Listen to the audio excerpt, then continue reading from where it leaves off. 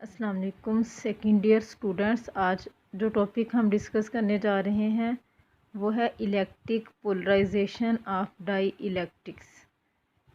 ठीक है, die electric के बारे में बच्चों आपने लास्ट लेक्चर में पढ़ा था कि जब भी हम कोई भी डाई इलेक्ट्रिक मटीरियल या इंसुलेटिंग मटीरियल दो प्लेट्स के दरमियान रखते हैं तो कैसे उसकी कैपेसिटेंस पे इफ़ेक्ट होता है। ठीक है, कि कैपेसिटेंस की वैल्यू कैसे इंक्रीज़ करती है। अब पहले तो हम देखेंगे कि पोलराइजेशन क्या है। ठीक है, कि मटेरियल कब पोलराइज होता है।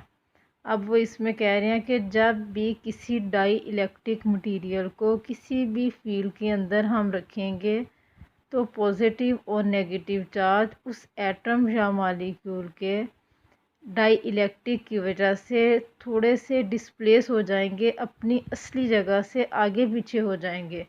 इस फिनोमिना को हम कहते हैं पोलराइजेशन। और जो डाई इलेक्ट्रिक मटेरियल है वो पोलराइज हो जाता है।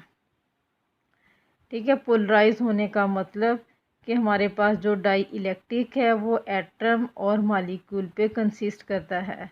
ये हमें पता है कि एज अ होल एटम और मॉलिक्यूल न्यूट्रल होते हैं। मीन उन पे जितना पॉजिटिव चार्ज होगा उतना ही नेगेटिव चार्ज होगा।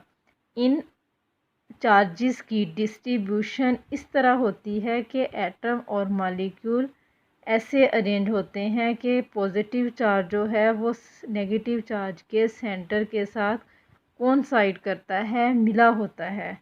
लेकिन जब हम डाई इलेक्ट्रिक मटीरियल रखते हैं किसी भी इलेक्ट्रिक फील्ड के अंदर दो प्लेट्स के दरमियान, तो इनके जो सेंटर हैं वो एक दूसरे के साथ कोइंसाइड नहीं करते बल्कि स्लाइटली डिस्प्लेस हो जाते हैं। स्लाइटली डिस्प्लेस होने का मतलब जो नेगेटिव चार्ज है वो अट्रैक्ट करेंगे पॉजिटिव चार्ज प्लेट की तरफ, और जो पॉजिटिव चार्ज हैं वो अट्रैक्ट करेंगे नेगेटिव चार्ज प्लेट की तरफ। इस तरह जो इलेक्ट्रॉन हैं, न्यूक्लियई हैं, मीन पॉजिटिव और नेगेटिव चार्ज वो अपनी जगह से आगे पीछे हो जाएंगे और इनके सेंटर भी एक दूसरे के साथ कोइंसाइड नहीं करेंगे। तो मॉलिक्यूल का जो एक एंड है वो पॉजिटिव चार्ज को शो करेगा और जो दूसरा एंड होगा उतनी ही अमाउंट में same amount of positive charges को शो करेगा। इस तरह हमारे पास जितने पॉजिटिव चार्जेस होंगे उतने ही नेगेटिव चार्ज होंगे और डाईपोल बन जाएगा और जो मटेरियल होगा वो पोलराइज हो जाएगा। और इस फिनोमिना को हम क्या कहते हैं? पोलराइजेशन। ये बच्चों वजाहत थी इसकी डेफिनेशन की। तो यहाँ से हमारे पास डाईपोल की डेफिनेशन भी बन जाएगी। नेम से ही पता चल रहा है, डाई का मतलब टू, पोल का मतलब end. Two equal and opposite charges separated by a small distance d form a dipole. अब हमने देखना है कि पोलराइजेशन का कैपेसिटेंस पे क्या इफ़ेक्ट होता है। ये हमें पता है कि डाई इलेक्ट्रिक मटेरियल को दो प्लेट्स के दरमियान रखने से उसकी कैपेसिटेंस की वैल्यू इंक्रीज़ होती है। ये बच्चों पोलराइजेशन का है। डायग्राम में क्लियरली नज़र आ रहा है कि जो पॉजिटिव चार्ज हैं ये नेगेटिव चार्ज को अपनी तरफ अट्रैक्ट कर रहे हैं और जो नेगेटिव चार्ज हैं वो पॉजिटिव चार्ज को अपने। इस तरह आपके पास क्या होगा, पॉजिटिव चार्ज वाली प्लेट की तरफ नेगेटिव आ जाएंगे और नेगेटिव चार्ज वाली प्लेट की तरफ पॉजिटिव आ जाएंगे। इस तरह आपके पास पोल्स बन जाएंगे। पोल का मतलब होता है पॉजिटिव और नेगेटिव। डाईपोल का मतलब दो उसके, कि जितनी अमाउंट में पॉजिटिव उतनी ही अमाउंट में नेगेटिव। पोल का मतलब कुतब होता है कि हमारे पास एक पॉजिटिव और नेगेटिव चार्जेस की फॉर्म में आ जाना।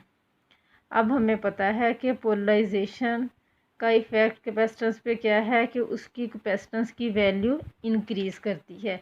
जब कैपेसिटेंस की वैल्यू इंक्रीज़ करती है तो इसके पीछे रीज़न क्या है बच्चों? ये आप पढ़ चुके हो कि आपके पास electric field intensity between two oppositely parallel charge plates के लिए फार्मूला क्या होता है? Sigma over epsilon not.